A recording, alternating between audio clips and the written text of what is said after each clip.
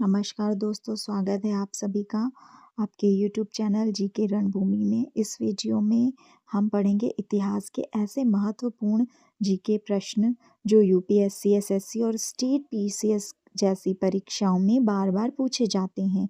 किताबों, शिलालेखों और प्राचीन ग्रंथों से जुड़े ये सवाल आपकी तैयारी को मजबूत करेंगे। तो चलिए शुरू करते हैं आज का हिस्ट्री जीके पावर पैक। वर्ष और संबंधित घटना से जुड़ा निम्नलिखित में से कौन सा युग्म सही ढंग से मेल नहीं खाता है? तो कन्नौज का युद्ध 1540 में हुआ था हुमायूं और शेरशाह सूरी के मध्य, जिसमें हुमायूं पराजित हुआ। चौसा का युद्ध 1539 में हुआ था हुमायूं और शेरशाह सूरी के साथ, और इसमें भी हुमायूं की पराजय हुई। चित्तौड़ का पतन 1535 में हुआ था। गुजरात के सुल्तान बहादुर शाह द्वारा आक्रमण करके और कर्णावती द्वारा जौहर किया गया। दादर का युद्ध 1531 में हुआ था। नहीं हुआ था। वास्तविक वर्ष है इसका 1527, जो कि बाबर और महमूद लोधी के मध्य हुआ था। तो इसमें सही युग्म नहीं है दादर का युद्ध, जो कि 1535 में नहीं 1527 में हुआ था। निम्नलिखित में से कौन सा हड़प्पा स्थल हरियाणा में स्थित नहीं है? रोपड़। बनवाली हरियाणा के फतेहाबाद में है, जो कि प्रारंभिक और परिपक्व उत्तर हड़प्पा स्तर है। मिताथल हरियाणा के भिवानी में है, ये परिपक्व हड़प्पा कालीन स्थल है। रोपड़ पंजाब में है, जो कि सतलुज नदी के तट पर स्थित है। राखी गढ़ी भी हरियाणा के हिसार में है, ये भारत का सबसे बड़ा हड़प्पा स्थल है।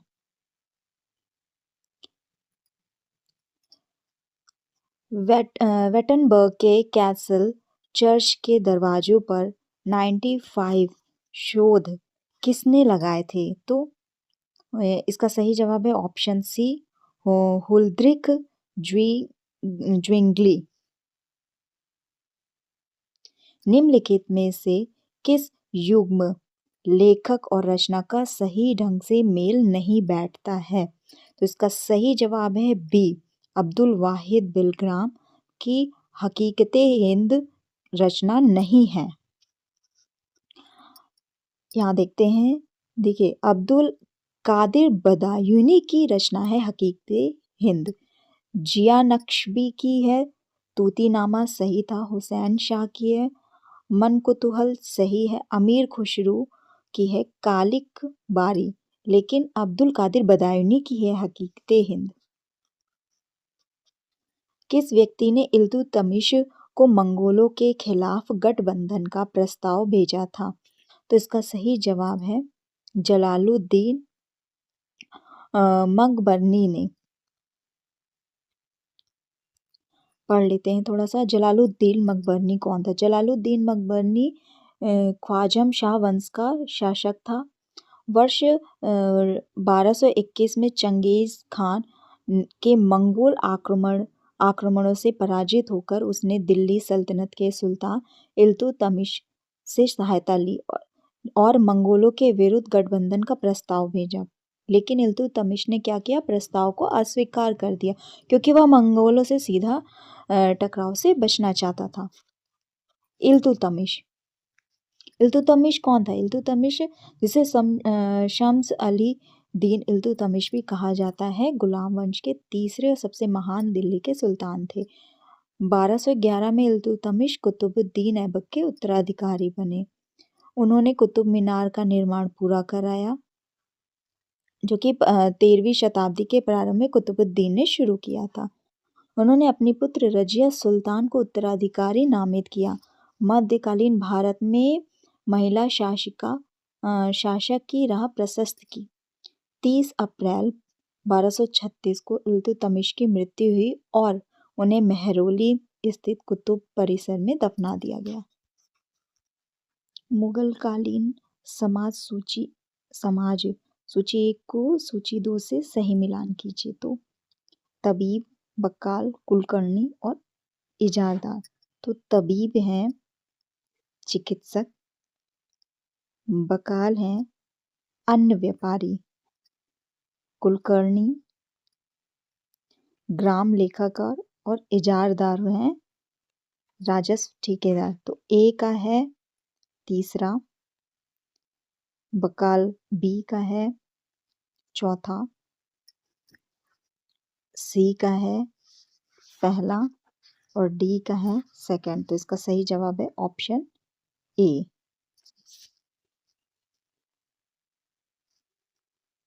समुद्रगुप्त के इलाहाबाद प्रशस्ति की रचना किसने की थी? इसका सही जवाब है हरिशेन ने।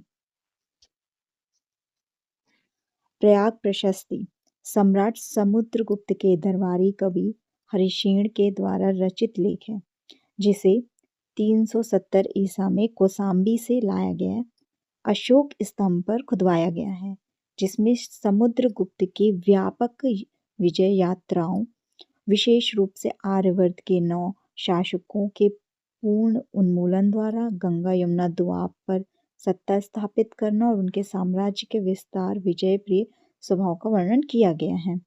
यह प्रयाग संगम तट स्थित अशोक द्वारा निर्मित किले में अवस्थित है। स्तंभ की ऊंचाई 10.6 मीटर और मूलतः 232 ईसा पूर्व का है। इस स्तंभ पर 3 शासकों अशोक, समुद्रगुप्त और जहांगीर के लेख उत्कीर्ण हैं। 1605 में मुगल सम्राट जहांगीर के राज तिलक का उल्लेख भी इसमें जोड़ा गया। 1800 ईसा में ब्रिटिश काल में किले की दीवार निर्माण के दौरान स्तंभ गिरा दिया गया था। 1838 ईसा में अंग्रेज द्वारा स्तंभ को पुनः स्थापित किया गया। नानकिंग संधि के बारे में कौन सा कथन सत्य नहीं है? तो इसका सही जवाब है डी, विदेशियों को पूरे चीन में यात्रा की अनुमति मिली। नानकिंग संधि 29 अगस्त 1842 में ग्रेट ब्रिटेन और चीन के किंग राजवंश के बीच हुई। वह शांति संधि थी जिसमें प्रथम अफीम युद्ध 1839 से 1842 को समाप्त किया और जिसे बाद में चीन ने असमान संधियों की पहली संधि कहा। चीन ने अंग्रेजों को क्षतिपूर्ति देने पर सहमति दी। हांगकांग द्वीप को ब्रिटेन को सौंप दिया गया। चीन ने निष्पक्ष व निश्चित टैरिफ प्रणाली अपनाने पर सहमति दी। पहले जहां व्यापार केवल कैंटन ग्वांगझाओ तक सीमित था, अब 5 संधि बंदरगाह खोले गए। ये थे कैंटन, ओमोई, फुजू, निग्बो और शंघाई। मराठा अंग्रेज संधि में कौन सा गलत युग्म है? तो वाडगांव सम्मेलन या संधि 1779 में मराठा संघ नाना फडणवीस के नेतृत्व में और ईस्ट इंडिया कंपनी के बीच हुई। सूरत की संधि 1775 में ईस्ट इंडिया कंपनी और रघुनाथ राव के बीच हुई। सालबाई की संधि 1782 में मराठा संघ महादजी शिंदे और ईस्ट इंडिया कंपनी के बीच हुई और बेसिन संधि 1802 में ईस्ट इंडिया कंपनी और बाजीराव द्वितीय के बीच हुई। तो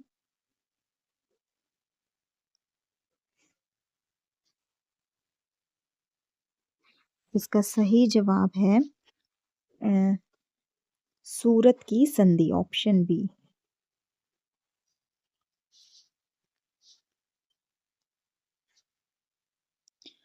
कौन सी अवधारणा मानती है कि वास्तविकता के अनेक पहलू होते हैं?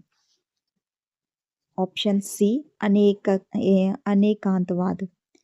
शून्यता, जो कि बौद्ध दर्शन महायान की शाखा से संबंधित है, इसके संस्थापक आचार्य नागार्जुन है और अनेकांतवाद जैन दर्शन से संबंधित है, जिसके संस्थापक महावीर स्वामी हैं।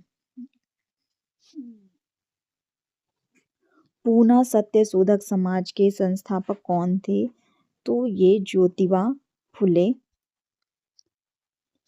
सत्य शोधक समाज की स्थापना 1873 में ज्योतिबा फुले ने की थी, जिसका उद्देश्य क्या था? जाति व्यवस्था, ब्राह्मणवादी वर्चस्व और सामाजिक असमानता का विरोध। पूना इसका प्रमुख केंद्र था। महादेव गोविंद रनाडे समाज सुधारक, प्रार्थना समाज से जुड़े और भारतीय अर्थशास्त्री थे। बाल गंगाधर तिलक उग्र राष्ट्रवादी नेता और होम रूल आंदोलन से जुड़े थे। और आरजी भंडारकर संस्कृत विद्वान, समाज सुधारक और प्रार्थना समाज से संबंधित थे। कौन सा ग्रंथ 16 महाजनपदों की सूची नहीं देता है? तो इसका सही जवाब है ऑप्शन डी, महावस्तु। महावस्तु में बौद्ध के जीवन दर्शन कथा पर केंद्रित है। भगवती सूत्र जो कि जैन धर्म से है, जैन आगम ग्रंथ है। अंगुत्तर निकाय बौद्ध धर्म से संबंधित है, महाजनपदों का उल्लेख है। दीघ निकाय बौद्ध धर्म से संबंधित है, जो बौद्ध पाली ग्रंथ है, और इसमें इन तीनों में महाजनपदों का उल्लेख किया गया है। महाजनपदों का पूर्व से पश्चिम की ओर सही क्रम क्या है? ऑप्शन ए, क्योंकि अंग सबसे पूरब में है और अवंती सबसे पश्चिम में है, तो इसका सही क्रम है पूर्व से पश्चिम की ओर अंग, मगध, वत्स, चेदी और अवंती। दशाला किस वर्ष घोषित किया गया था? इसका सही जवाब है 15 ऑप्शन बी 1566। दशाला क्या है? दशाला प्रणाली अकबर के शासन में राजा टोडरमल द्वारा लागू की गई थी। इसमें 10 वर्षों की औसत उपज के आधार पर लगान तय किया जाता था। Poverty and un British rule in India पुस्तक किसने लिखी है? ऑप्शन सी, दादा भाई नौरोजी ने। किस ग्रंथ में पिप लिवन स्थित मौर्य नामक गैर राजसी कबीले का उल्लेख मिलता है? तो इसका सही जवाब है ऑप्शन ए, महापरिनिब्बाण सूत। महापरिनिब्बाण सूत बौद्ध ग्रंथ दीघ निकाय का भाग है। इसमें बुद्ध के महापरिनिर्वाण और अंतिम घटनाओं का वर्णन है। इसी ग्रंथ में पिप लिवन के मौर्य नामक गैर राजसी कबीले का उल्लेख मिलता है। किस शासक ने मुइज़ुद्दीन और पृथ्वीराज द्वितीय दोनों को हराया था? तो इसका ऑप्शन है इसका आंसर है ऑप्शन बी, मूलराज द्वितीय ने। मुइज़ुद्दीन मोहम्मद गौरी को कायादारा के युद्ध 1178 में पराजय किया और पृथ्वीराज चौहान द्वितीय को माउंट आबू के युद्ध लगभग 1182 ईसा में उनकी पराजय हुई। मूलराज द्वितीय गुजरात के चालुक्य सोलंकी वंश के शासक थे। बुद्ध की शिक्षाओं के निम्नलिखित पहलुओं में से किसे आश्रित उत्पत्ति का नियम कहा जाता है? इसका सही जवाब है ऑप्शन डी, पतिच्च समुपाद। पृथ्वीराज द्वितीय के समकालीन जयचंद किस वंश से संबंधित थे? इसका सही जवाब है ऑप्शन सी, गढ़वाल। जयचंद कन्नौज के गढ़वाल वंश के शासक थे और पृथ्वीराज चौहान द्वितीय के समकालीन थे। चंद्रवर दाई की कथाओं में दोनों के बीच शत्रुता का वर्णन है। जयचंद ने तराइन युद्ध में पृथ्वीराज की सहायता नहीं की थी, जिससे उनमें शत्रुता बढ़ गई। साहित्य में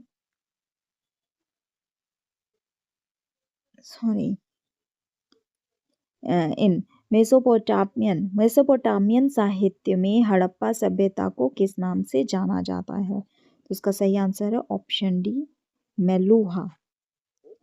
सुमेरियन ग्रंथों में भारत को मेलुहा कहा गया है। मेलुहा से मन के हाथीदांत कपास होते थे। दिलमून बहरीन को कहा गया है और माकन ओमान को कहा गया है। शाहजहां ने निम्नलिखित में से किस इमारत का निर्माण कराया? Option A, Moti Masjid Agra.